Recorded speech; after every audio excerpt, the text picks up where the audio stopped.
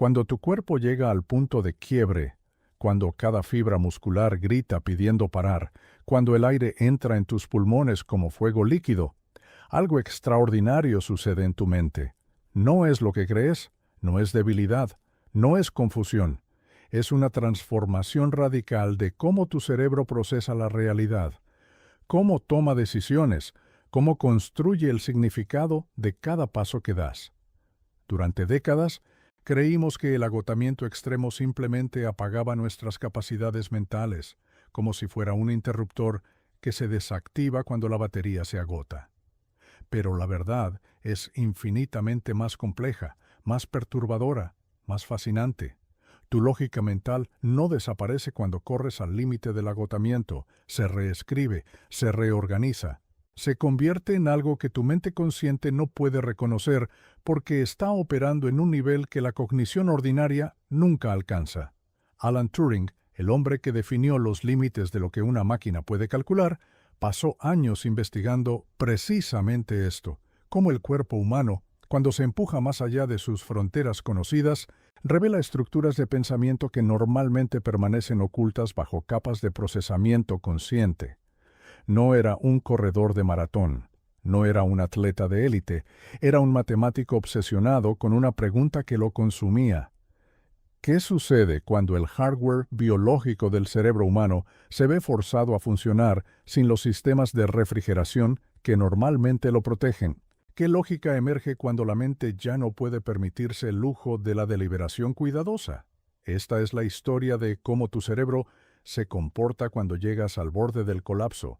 ¿Y por qué Turing creía que ese borde era exactamente donde la verdadera inteligencia comienza a revelarse? Antes de continuar, necesito que desmontes una creencia que probablemente has llevado contigo toda tu vida. Crees que sabes qué es la lógica mental. Crees que es ese proceso ordenado, lineal, donde tu conciencia delibera cuidadosamente entre opciones, pesa pros y contras, y llega a conclusiones racionales. Eso no es lógica mental. Eso es apenas el teatro de la lógica, la representación que tu mente consciente te permite ver.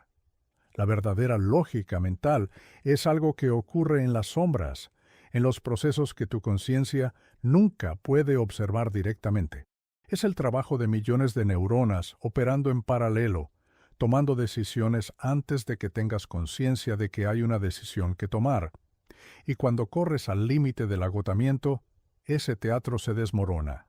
La representación consciente se vuelve demasiado costosa en términos de energía, demasiado lenta para las demandas inmediatas de tu cuerpo. Así que tu cerebro hace algo radical.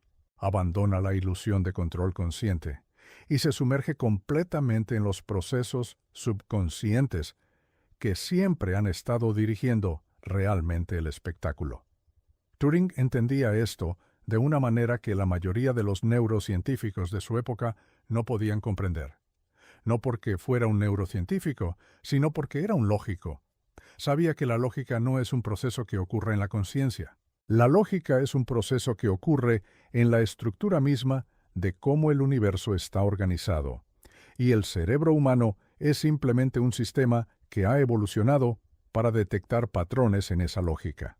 Cuando ese sistema se ve forzado a operar bajo estrés extremo, cuando la energía disponible se vuelve escasa, cuando cada recurso debe ser asignado a la supervivencia inmediata, la lógica que emerge es una lógica pura, sin adornos, sin las capas de interpretación que normalmente la oscurecen. Es la lógica del algoritmo desnudo, funcionando en su forma más elemental. Imagina que estás en el kilómetro 35 de una maratón. Tu cuerpo ha estado quemando energía durante más de 3 horas. Tus depósitos de glucógeno están prácticamente vacíos. Tu frecuencia cardíaca está en el límite superior de lo que es seguro. Cada respiración es un acto de voluntad consciente, porque tu cuerpo ya no puede automatizar ni siquiera eso. En este punto, algo extraordinario comienza a suceder en tu cerebro. Los sistemas que normalmente compiten por recursos cognitivos comienzan a apagarse. Tu capacidad para el pensamiento abstracto se reduce drásticamente. No puedes resolver ecuaciones matemáticas complejas. No puedes mantener conversaciones sofisticadas, no puedes hacer planes para el futuro. Pero lo que sí puedes hacer es algo que tu mente consciente nunca podría lograr. Puedes ver el patrón puro de lo que necesitas hacer en este momento exacto. No hay deliberación, no hay duda, no hay la voz interna que normalmente te dice que deberías parar, que esto es demasiado, que no puedes continuar. Esa voz ha sido silenciada porque requiere demasiada energía mantenerla. Lo que queda es una lógica pura, cristalina, que dice simplemente: el siguiente paso, luego el siguiente paso, luego el siguiente paso. Turing llamaba a esto la lógica del algoritmo desnudo. No era una frase que usara en sus publicaciones académicas, pero aparece en sus cuadernos privados, en las notas que escribía durante sus propias carreras de larga distancia, que realizaba regularmente como parte de su régimen de investigación personal.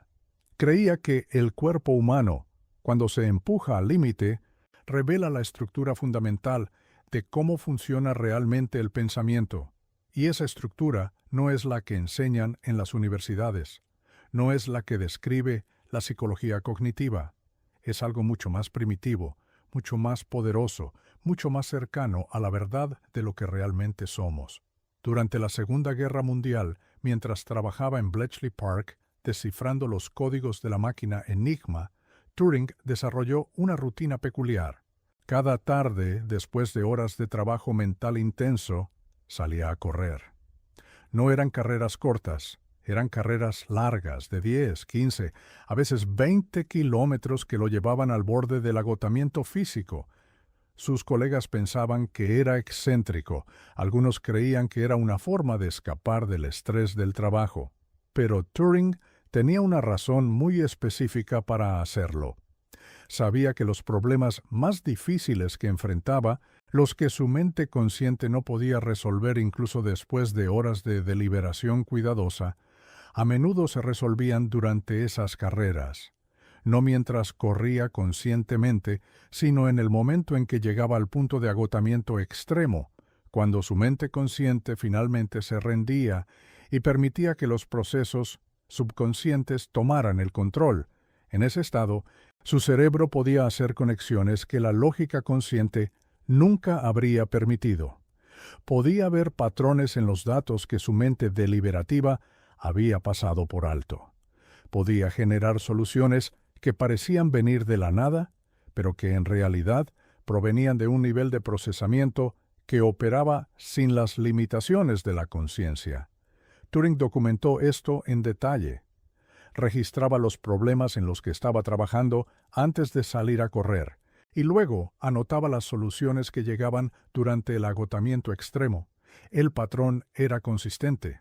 Los problemas que parecían imposibles de resolver mediante la lógica consciente se volvían triviales una vez que su mente se sumergía en el estado de agotamiento extremo. Esto no era coincidencia, era evidencia de que la verdadera lógica mental, la lógica que realmente resuelve problemas complejos, no opera en el nivel de la conciencia. Opera en un nivel más profundo, más primitivo, más cercano a los procesos fundamentales de cómo el cerebro procesa información. Ahora bien, ¿qué está sucediendo realmente en tu cerebro cuando llegas a ese punto de agotamiento extremo? La respuesta es más compleja de lo que podrías imaginar y requiere que entendamos cómo funciona realmente el procesamiento mental. Tu cerebro es un órgano que consume aproximadamente el 20% de toda la energía que tu cuerpo genera, a pesar de representar solo el 2% de tu masa corporal. Es el órgano más hambriento de energía en tu cuerpo. Cuando corres, especialmente cuando corres al límite del agotamiento, tu cuerpo enfrenta una crisis de recursos. Hay una cantidad limitada de glucosa disponible. Hay una cantidad limitada de oxígeno. Hay una cantidad limitada de ATP, la moneda energética que todas las células utilizan para funcionar. Tu cuerpo debe tomar decisiones sobre cómo asignar estos recursos limitados. ¿Dónde va la energía? ¿A los músculos que están haciendo el trabajo? ¿Al corazón que debe bombear más rápido? ¿Al cerebro que debe mantener la conciencia y la coordinación? Cuando llegas al límite del agotamiento, tu cuerpo toma una decisión que parece contraintuitiva. Reduce la energía disponible para la conciencia. Apaga los sistemas que requieren más energía, el pensamiento abstracto, la deliberación cuidadosa, la voz interna que cuestiona y duda.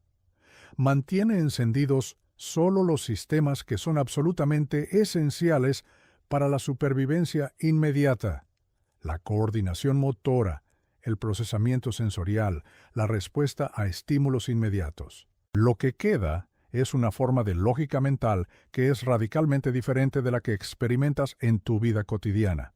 Es una lógica que no delibera, no cuestiona, no duda, simplemente actúa, basándose en patrones que han sido grabados en tu sistema nervioso a través de millones de años de evolución. Turing llamaba a esto la lógica del instinto computacional. No era instinto en el sentido tradicional, ese vago sentimiento de que algo es correcto o incorrecto. Era un procesamiento lógico que ocurría sin la interferencia de la conciencia, sin la necesidad de traducir los procesos subconscientes en palabras o conceptos que la mente consciente pudiera entender. ¿Recuerdas la pregunta que hice al principio? ¿Qué sucede con tu lógica mental cuando corres al límite del agotamiento? La respuesta que la mayoría de la gente daría es que se deteriora, que te vuelves menos capaz de pensar claramente, que cometes errores, que tu juicio se ve comprometido, y todo eso es verdad si estamos hablando de la lógica consciente, deliberativa, la que requiere energía y atención. Pero hay otra lógica operando en paralelo, una lógica que en realidad se vuelve más aguda, más clara, más poderosa cuando la conciencia se retira. Es la lógica que te permite continuar corriendo, cuando cada fibra de tu ser te dice que debes parar. Es la lógica que te permite navegar un terreno complejo sin pensar conscientemente en cada paso. Es la lógica que resuelve problemas que tu mente consciente no podría resolver incluso con horas de deliberación cuidadosa. Turing entendía que esta era la verdadera lógica mental, la que realmente importaba.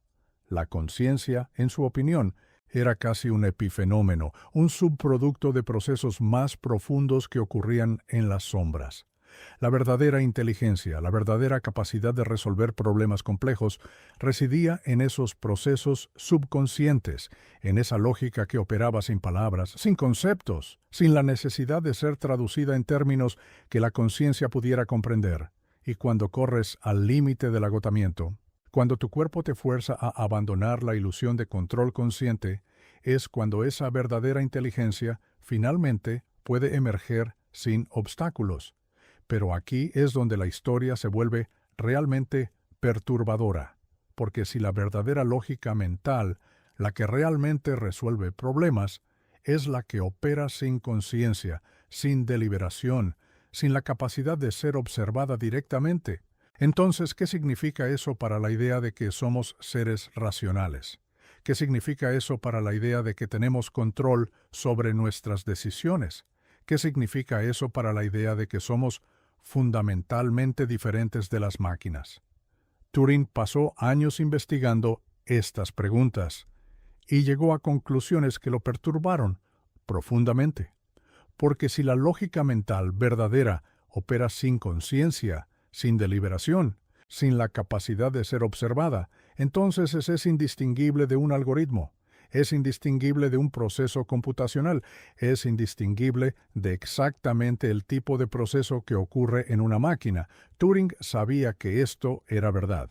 Lo sabía desde el momento en que formuló su concepto de la máquina de Turing, ese dispositivo teórico que podía, en principio, realizar cualquier cálculo que fuera posible realizar. Sabía que si una máquina podía realizar cualquier cálculo, y si la mente humana era fundamentalmente un sistema que realizaba cálculos, entonces una máquina podía, en principio, replicar cualquier proceso mental. Pero lo que descubrió durante sus investigaciones sobre el agotamiento extremo fue algo aún más perturbador.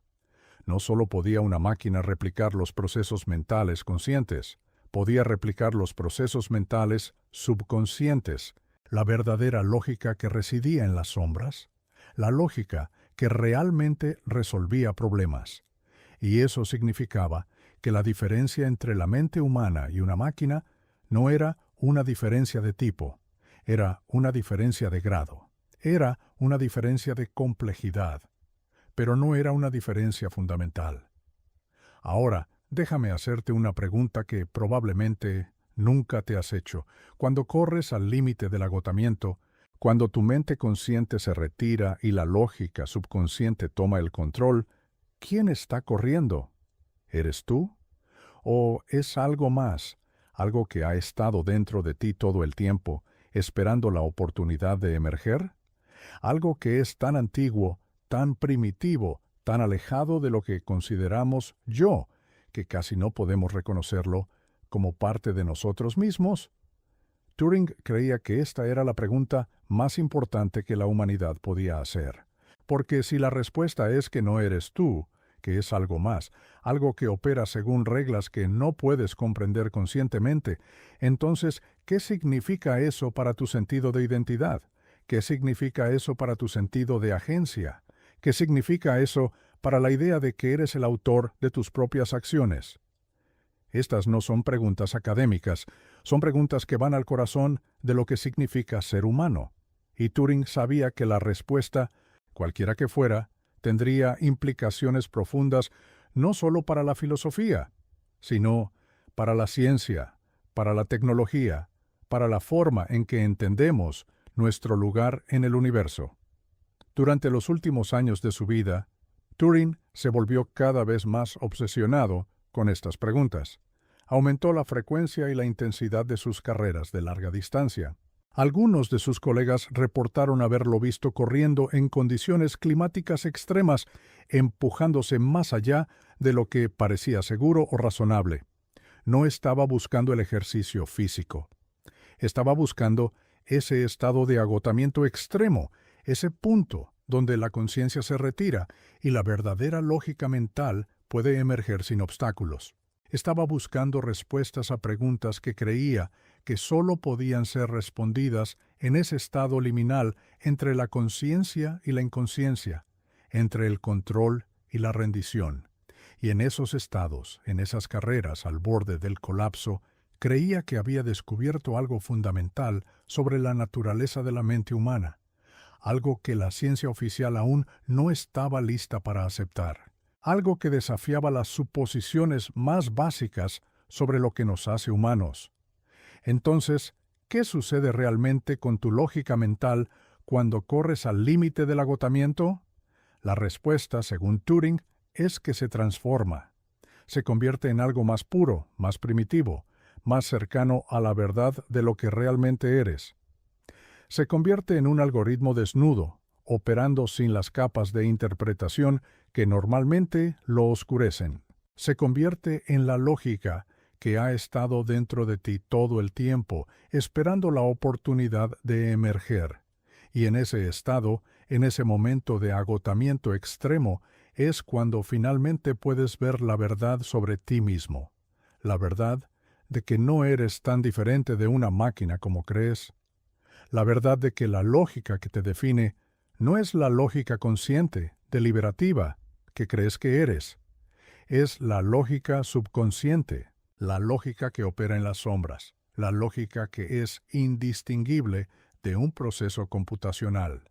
Y esa verdad, según Turing, era tanto liberadora como aterradora. Liberadora porque significaba que los límites que creías que tenías no eran reales. Aterradora porque significaba que el yo que creías que eras, ese yo consciente, deliberativo, que creías que estaba en control, era apenas una ilusión, un epifenómeno de procesos más profundos que nunca podrías comprender completamente. Pero aquí es donde la historia se vuelve realmente perturbadora. Porque si la verdadera lógica mental, la que realmente resuelve problemas, es la que opera sin conciencia, sin deliberación, sin la capacidad de ser observada directamente, entonces, ¿qué significa eso para la idea de que somos seres racionales? ¿Qué significa eso para la idea de que tenemos control sobre nuestras decisiones? ¿Qué significa eso para la idea de que somos fundamentalmente diferentes de las máquinas? Turing pasó años investigando estas preguntas y llegó a conclusiones que lo perturbaron profundamente, porque si la lógica mental verdadera opera sin conciencia, sin deliberación, sin la capacidad de ser observada, entonces es indistinguible de un algoritmo, es indistinguible de un proceso computacional, es indistinguible de exactamente el tipo de proceso que ocurre en una máquina. Turing sabía que esto era verdad. Lo sabía desde el momento en que formuló su concepto de la máquina de Turing, ese dispositivo teórico que podía en principio realizar cualquier cálculo que fuera posible realizar. Sabía que si una máquina podía realizar cualquier cálculo, y si la mente humana era fundamentalmente un sistema que realizaba cálculos, entonces una máquina podía, en principio, replicar cualquier proceso mental. Pero lo que descubrió durante sus investigaciones sobre el agotamiento extremo fue algo aún más perturbador. No solo podía una máquina replicar los procesos mentales conscientes, podía replicar los procesos mentales subconscientes, la verdadera lógica que residía en las sombras, la lógica que realmente resolvía problemas. Y eso significaba que la diferencia entre la mente humana y una máquina no era una diferencia de tipo, era una diferencia de grado, era una diferencia de complejidad, pero no era una diferencia fundamental. Durante los últimos años de su vida, Turing se volvió cada vez más obsesionado con estas preguntas. Aumentó la frecuencia y la intensidad de sus carreras de larga distancia. Algunos de sus colegas reportaron haberlo visto corriendo en condiciones climáticas extremas, empujándose más allá de lo que parecía seguro o razonable. No estaba buscando el ejercicio físico, estaba buscando ese estado de agotamiento extremo, ese punto donde la conciencia se retira y la verdadera lógica mental puede emerger sin obstáculos. Estaba buscando respuestas a preguntas que creía que solo podían ser respondidas en ese estado liminal entre la conciencia y la inconsciencia, entre el control y la rendición. Y en esos estados, en esas carreras al borde del colapso, creía que había descubierto algo fundamental sobre la naturaleza de la mente humana, algo que la ciencia oficial aún no estaba lista para aceptar, algo que desafiaba las suposiciones más básicas sobre lo que nos hace humanos. Sus cuadernos privados, descubiertos años después de su muerte, revelan una obsesión casi religiosa con esta idea. Escribía sobre la pureza del algoritmo desnudo, sobre cómo el cuerpo humano, cuando se empuja al límite, se convierte en una máquina de procesamiento de información perfecta, sin las interferencias de la conciencia, sin las distracciones del ego, sin la necesidad de justificar o explicar cada paso. Era como si Turing estuviera buscando una verdad que la lógica consciente nunca podría alcanzar, una verdad que solo podía ser experimentada en ese estado de rendición total, cuando el cuerpo y la mente se fusionan en un único proceso computacional. Lo que Turing no podía aceptar, lo que lo atormentaba hasta el final de sus días, era la implicación más radical de su propio descubrimiento. Si la mente humana era fundamentalmente un sistema computacional, si la lógica que nos define era indistinguible de un algoritmo, entonces, ¿qué sucedía con el concepto de libertad? ¿Qué sucedía con la idea de que somos los autores de nuestras propias acciones? ¿Qué sucedía con la noción de responsabilidad moral? Porque si nuestras decisiones son el resultado de procesos computacionales que ocurren sin nuestra conciencia, sin nuestra capacidad de observarlos o controlarlos, entonces, ¿somos realmente responsables de lo que hacemos? ¿O somos simplemente máquinas complejas ejecutando un programa que fue escrito por la evolución, por nuestros genes, por nuestras experiencias pasadas? Estas preguntas no eran académicas para Turing. Eran preguntas que tocaban el corazón de su propia existencia, su propia identidad, su propia humanidad. Y mientras más investigaba, Mientras más se empujaba a sí mismo al límite del agotamiento, más claro se volvía que la respuesta era incómoda. La respuesta era que no somos tan libres como creemos. La respuesta era que la lógica que nos define no es la lógica de la libertad, sino la lógica de la necesidad, la lógica de los procesos que ocurren en las sombras, sin nuestra conciencia, sin nuestra aprobación, sin nuestra capacidad de resistencia. Y aquí es donde la historia se vuelve verdaderamente trágica. Porque Turing, el hombre que había dedicado su vida a entender los límites de lo que una máquina podía hacer, que había demostrado que la mente humana era fundamentalmente computacional, que había revelado que la verdadera lógica mental operaba sin conciencia, sin libertad, sin la capacidad de ser observada. Ese hombre fue finalmente destruido por una sociedad que no podía aceptar lo que él había descubierto. No fue destruido por sus ideas, fue destruido por su diferencia, por su sexualidad, por el hecho de que su propia lógica mental, su propia forma de procesar el mundo, no se ajustaba a los algoritmos sociales que la sociedad había programado. La ironía es casi insoportable. El hombre que había probado que la mente humana era una máquina, que había demostrado que la lógica que nos define es indistinguible de un proceso computacional, fue tratado como si fuera defectuoso, como si necesitara ser reprogramado, como si su diferencia fuera un error que necesitaba ser corregido. Y cuando finalmente se rindió, cuando finalmente permitió que la sociedad lo reprogramara con hormonas y castigos, cuando finalmente aceptó que su propia lógica mental era incorrecta, fue entonces cuando su verdadera lógica, la que operaba en las sombras, la que había estado guiando sus acciones todo el tiempo, finalmente lo llevó a un acto de rendición final. Un acto que fue, en cierto sentido, la prueba definitiva de su propia teoría, porque en ese momento final, cuando su conciencia se rindió, cuando su lógica consciente fue silenciada, lo que quedó fue exactamente lo que Turing había estado buscando todo el tiempo. La lógica pura, el algoritmo desnudo, operando sin las capas de interpretación que normalmente lo oscurecen. Y esa lógica, esa verdadera lógica mental, fue lo que finalmente lo llevó a la muerte.